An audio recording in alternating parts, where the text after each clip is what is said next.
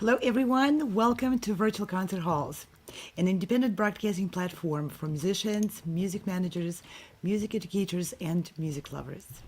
I'm Anna Uspinskaya, and I'll be introducing today's program.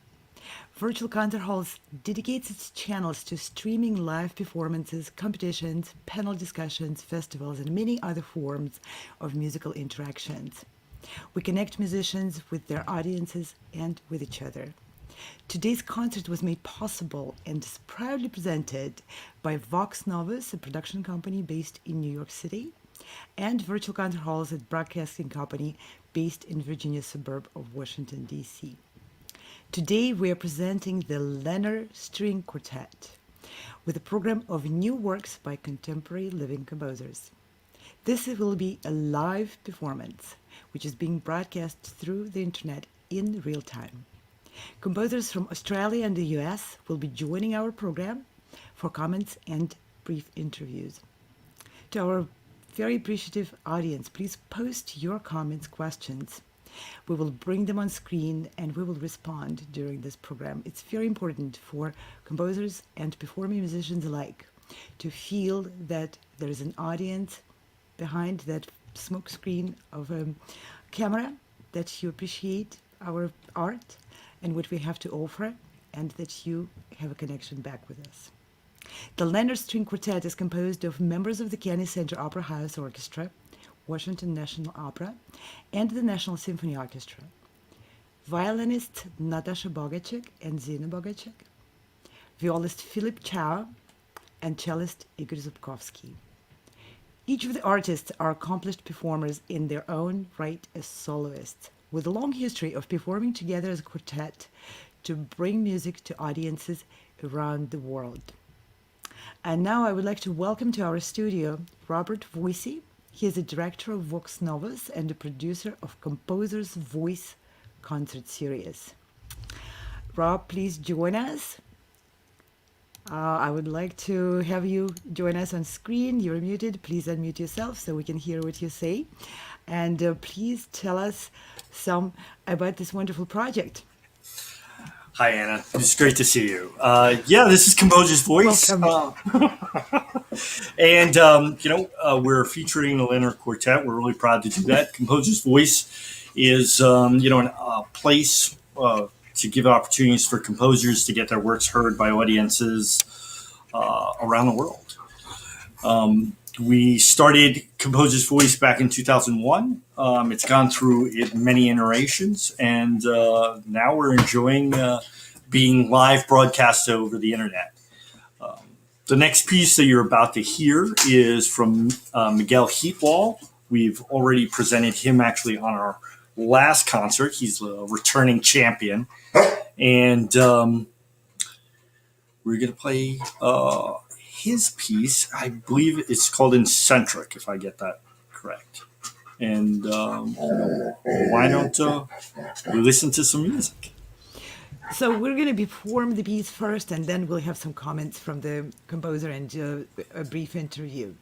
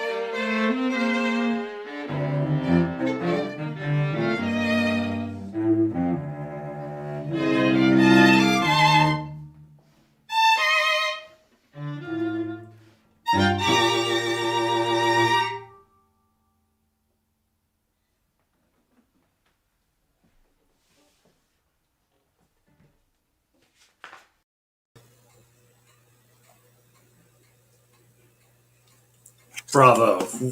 Great.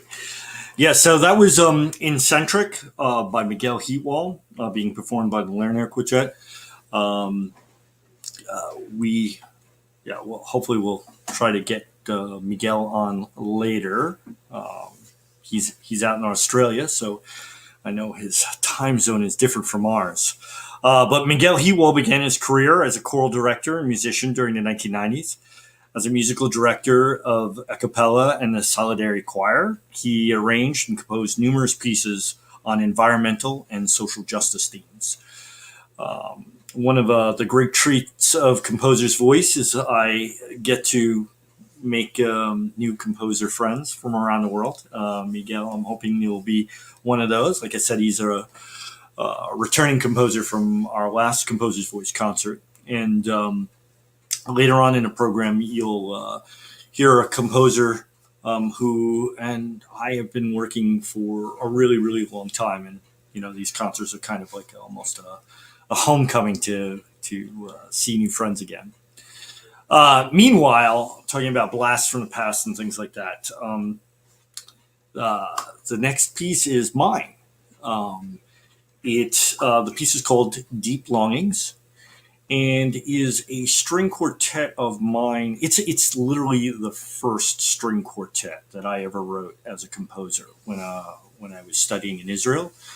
I wrote the first movement that was played by the Rishon Quartet there, and anyway, they liked it, and I got a great performance of it when I was in Israel and so forth. And literally, they were just like, "Well, you need to write more." It was about 5 minutes, and they were like, "More. We need to write more." So I went and wrote a second movement, and a third movement, and a fourth movement, and I've never gotten like a really great recording of it. And so this is my opportunity to get my voice out there, and we're going to be doing the third and fourth movements of Deep Longings.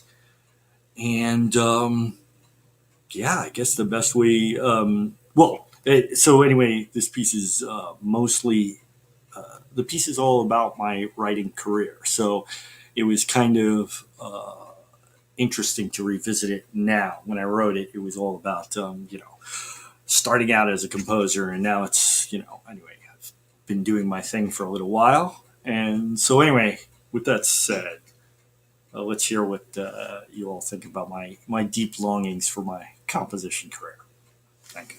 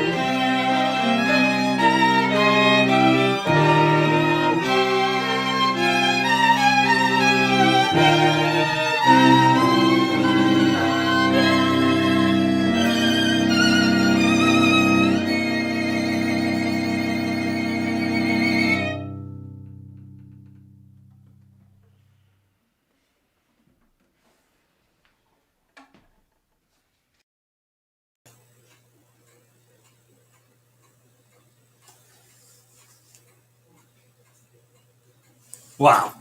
Well, that was a real treat. Thank you. Oh, bravo, bravo. Thank you, Lehner Quartet. That was just really amazing. Thank you so much. Um, yeah, so I want to bring on the next composer. He's, like I said, a composer I know for a long time now. He joined me with the 60 by 60 project back down in London. Hey, Ben, how are you doing, man? Hey, hey, so good to see you. So Good we're to see you. from Germany to Washington to California. That's pretty cool, man. You have half the world covered today. That's right. That's right. Yeah. Well, it's the beauty about the internet. We can go a lot farther than just little old New York City. Cool piece, Rob. Enjoyed Thank it so you. much. I Great appreciate it. dirge. Yeah. Hey, young angst. Hey, it's the feeling of the time, man. It's true. And you know what? With that said, why don't you tell us a little bit about your piece as interesting inspiration, if I remember correctly, right? Sure, yeah. So I teach at California State University, Fresno, and I gave as one of the assignments for my beginning composition seminar class to take a note and articulate it, keep it articulated for as long as you can keep it articulated without people like totally tuning out. And I got that idea because I kind of straddled the world of classical composition and jazz performance. Please Google Benjamin Boone, The Poets Are Gathering, and you'll hear some of the jazz stuff I've been involved with. But I'm a real fan of a Japanese pianist named Hiromi, Hiromi Urahara. I've been following her for years. I think she's absolutely fabulous. And she came out with this piece called Voice several years ago. And in the recorded version, for about like almost a minute, like 45 seconds at least, she's just re-articulating this note. I can't even do it that fast. I know, I can't even tongue that fast. But she re-articulates this one note for like a really, really, really long time, and she has all these harmonies that go against it. And so I assigned that to my class. And so I wrote this piece, the one that you're going to hear, as an example of doing the same assignment. It's called Hammer Down, number one, because it's like down bow. But one of the things, if you listen to Hiromi solos, is she'll be doing this wonderful thing, and then all of a sudden she'll just go bang, bang, like that, right?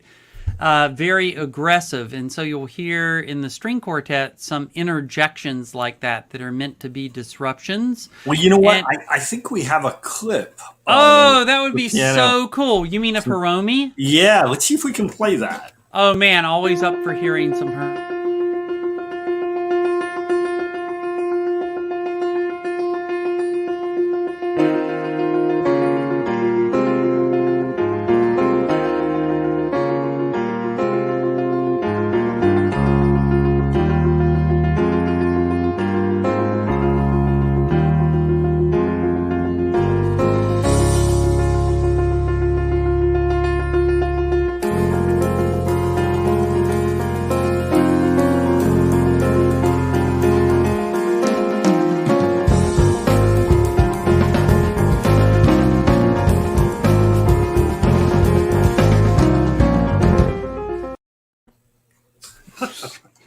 That's it. The repeated note for a long time.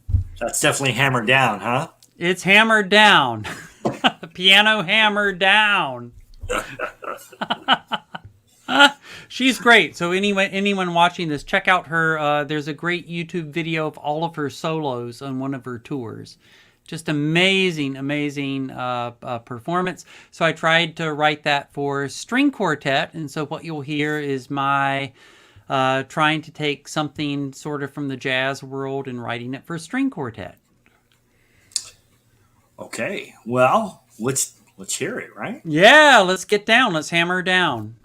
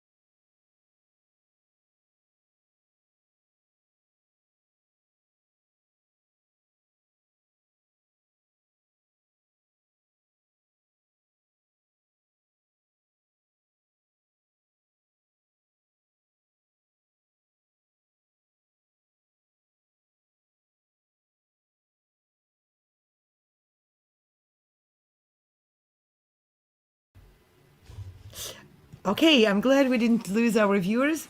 Yes, we did lose the power completely. So the Lehner Quartet is back online, as I can understand.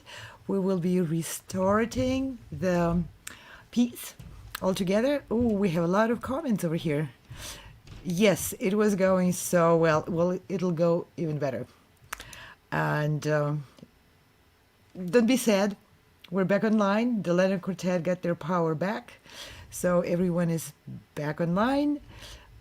Yes, it does look like power outage. That's what the power outage looks like. Oh no, no, we're not going to lose this fabulous performance. We're going to have it up in a moment. Yes, it stopped for everyone. The power outage means no power. Stops for everyone. And I believe we have everyone. No, it wasn't you. It was the power. Thank you everyone for hanging around and for not giving up on the stream. We're back online and we'll be restarting the piece, Hammer Down. I hope you all enjoy.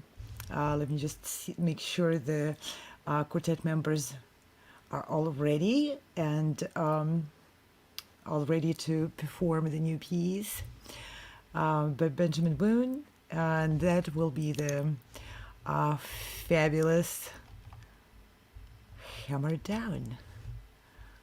Okay, I'm waiting for a thumbs up for the Lehner, from the Lehner Quartet members, and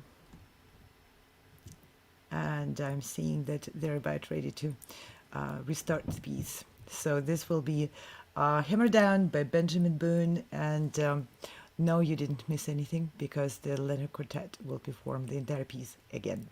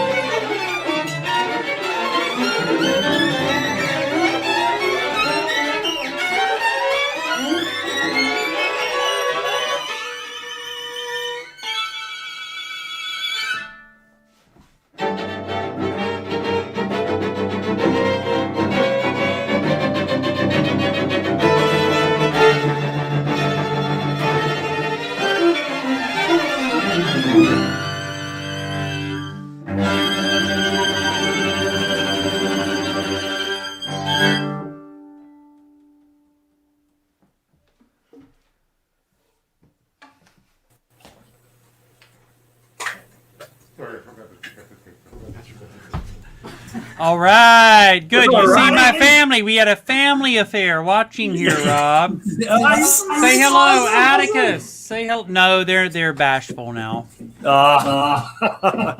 Hey, Ben. When we hammer down, you can't break our server. I know it hammered down so hard it broke your server, man. It broke it. That was good. That was a good hammer stroke, Quartet. Good job. You broke the server. Ben, peace rock. Well, I'm happy. I wanted it to rock, so that's good. Yay! Thank you, Lehner Quartet. What a wonderful performance from all the pieces. It's just really just phenomenal. So this is our second concert that we've been doing with that we've featured the Lehner Quartet, and I don't know if I can speak for Ben here, but for all the other composers so far, I keep getting like thumbs up, and so anyway, the proof is in the pudding when it's not thumbs up until you hear your own piece played, and I can just put myself in with everybody else. They're pretty good, huh? Yeah, so I mean, it's a wonderful thing that you're doing. It's a wonderful thing they're doing. I mean, keeping new music alive during unprecedented times. Rob, you're a composer not only of music, but of just making things happen, man. So that's no small feat, even to pull something like this out, like Wen Yao and Micah are saying in the YouTube feed that I see. So so I mean, it's a cool thing that you created and they've created, and so I thank you for keeping new music alive. Thanks, dude. I'd be nothing without you guys. And so tell us, Ben, what's next? Is there more coming up on this piece, perhaps? I don't know. I think that the next thing I'm working on is a follow-up to my Poets Are Gathering album that came out in October that has tons of like Pulitzer Prize winning, Guggenheim, MacArthur like poets on it. So I'll probably be working on getting another iteration of that out. Then those address social issues that are facing the country. So I'll probably be doing that, and I'm not quite sure. What's next. That's more teaching, more trying to make things better in the world. I hear you. You know what? And with that, you're plugging your album. I should be plugging one of mine. Believe it or not, before the pandemic, I did this Carnegie gig, featuring Matthew McWright. He got his premiere at Carnegie Hall, and it was a composer's voice concert. We were featuring 8 other composers. Wow. Yeah, it was good. It was good. It was fun. I actually have one of my pieces on that one as well. And we did the gig, and we figured since we're doing all this work for Carnegie, we should record it, right? I mean, we recorded it at another hall, but and so that album is finally coming out May 1st. So yeah, that's wonderful. So I remember I had a saxophone quartet actually did a piece of mine at Carnegie Hall, and I showed up for a rehearsal and no one was there. I walked in the backstage door and I was sitting there calling for everyone. Hey, where is everyone? And then I thought, you idiot, you're on Carnegie Hall stage by your frickin' self. And I happened to have my saxophone with me because I was doing a jazz gig. So I pulled out my horn and I got like 5 minutes alone on Carnegie Hall stage, 5 minutes alone. It's kind of special, right? It's like you send out your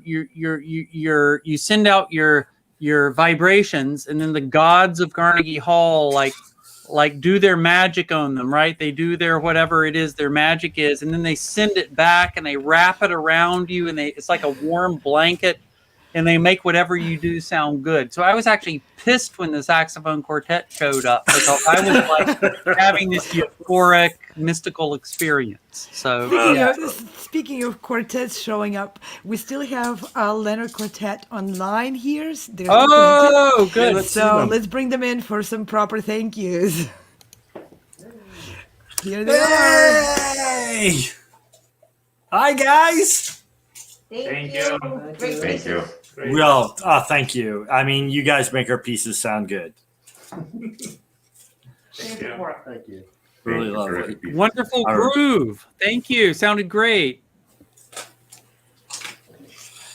So any suggestions? One of the reason I wanted this to be done here is for the ending. So if they have any suggestions, if they're still listening, any suggestions on improving the ending, I'm all ears.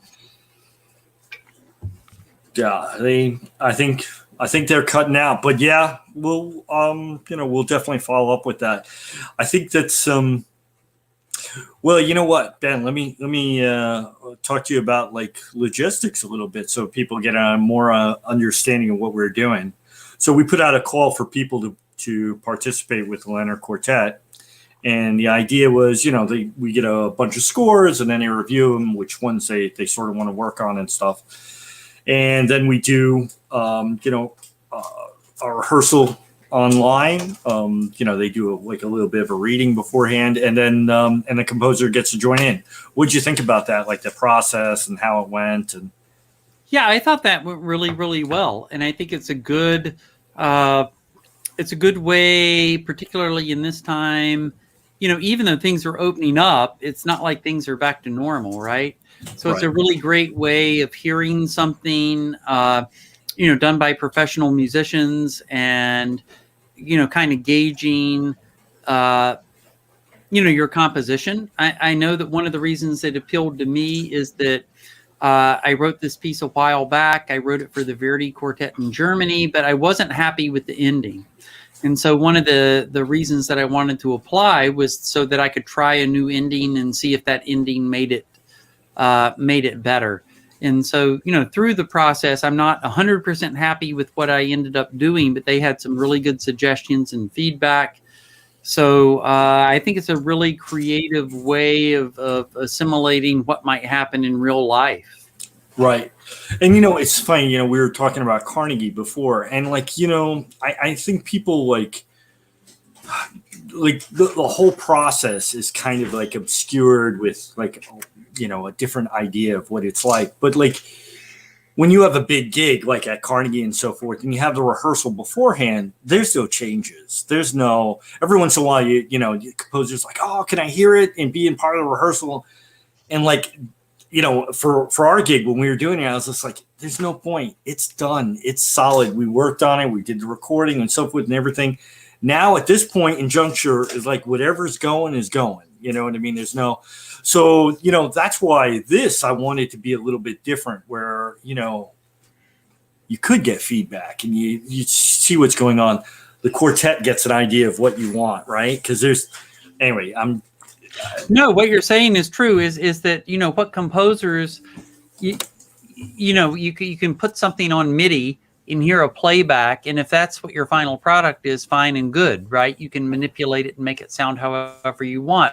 But that's not the reality of a live acoustic musician playing your piece. And so the gold for any composer of acoustic music or electroacoustic music or whatever is to be able to collaborate with the performer and get as much feedback as they can and tweak things and to make it better. Sort of like in the theater world where you workshop, you get notes, you make changes, you come back the next day, you get changes. Right. So that is so impossible right now, right? So any degree of that is a real positive. And the more of that takes place, the more the composer learns, the more the composer grows. And, that's like the cool part of being a composer. You spend that time, in your room or with the piano or with the computer or whatever, and then interacting with a live performer is for me, I learn as much or more from that than I would if I consulted with my fellow composers or whatever, right? It's like that's where the learning and the growth and the enlightenment sort of takes place, right?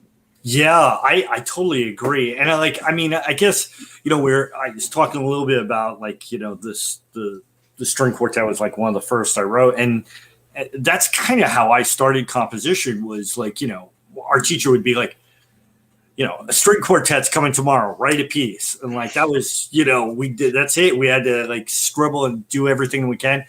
And we got to meet the string quartet and they would go over our piece, shred it, just, you can't do this, you can do this, blah, blah, blah, and so forth and everything. Play it. And then, what would you do? You'd go home and you like fix it. Okay, I would write a new piece, but, whatever. And like, and then you come back. It's such a, anyway, I feel like that's the way for sort of composers to grow and learn, learn from your own mistakes and non-mistakes, right? There's these happy accidents and all sorts of things that happen. It's absolutely the best way to learn. I know, I had some workshops with the Kronos Quartet and others that I sponsored here. And that was the whole thing, where it's like composers got multiple opportunities to hear their stuff, get feedback, go back in their room, make changes, hear what the difference between the original and the changes, and that's like something 100 years ago or whatever. If you were in a court or something and you had an orchestra, I mean, you got to play around as much as you wanted to, right. And today that is just so hard. And it's like, if you get an orchestral performance, maybe they bring you in like the day before the performance or something. And then it's like whatever feedback you give or whatever you'd like, or you hear something and you go, oh, holy crap, I wish I'd done this a different way. I wish I had a chance to change it. And like you said, it's way too late. Can't do it, right? Yeah. I mean, and that's it. They're learning all their parts. I mean, the orchestra thing is a perfect example. They are on like a tight time schedule. They've got their time to learn things. Yeah, and you can't make changes. They've already learned it. That's it. They've already learned it to however well they're going to be able to do it. And I'm not like ragging on that at all, because I mean, God bless the orchestras that still are able to function and have a budget and able to even rehearse and all of that kind of stuff. It's just the reality, right? So right. It's how can composers grow and have an experience that someone maybe 50 years ago would have had, but have it in 2021, right? That's why things like this fill that gap and help people grow and learn and all of that. Do the best we can, right? Yeah, well, I mean, that's I'm not into Zen stuff, but it sounds pretty Zen to like accept whatever situation you're given and like make the best of it, right? Right. I totally agree. Well, meanwhile, I think I want to thank everybody for coming in, and I usually anyway, we're just jamming on and talking. If anybody has any questions to me or Ben, you can just looking at our I could talk all day section. to you. But check out Rob's latest album. Check out the former Vox Novus 60 by 60 albums. Those are really, really cool. Check out the 15 Minutes of Fame. If you just Google 15 Minutes of Fame Vox Novus, you'll see these cool concerts that Rob is making happen that feature some new music as well as some other music. That, check it out. It's cool stuff. And definitely check out all of Ben's stuff. He does a lot of crossover stuff, a lot of great jazz, a lot of great everything. Oh, well, you're kind. I'll take it. Awesome. Well, thank you, everybody. And, we look forward to seeing you on the next time that we're streaming with Composer's Voice. And thank you, Virtual Concert Halls, for hosting us. We couldn't do it without you. Great. Thank you, everybody. Greatly appreciate it.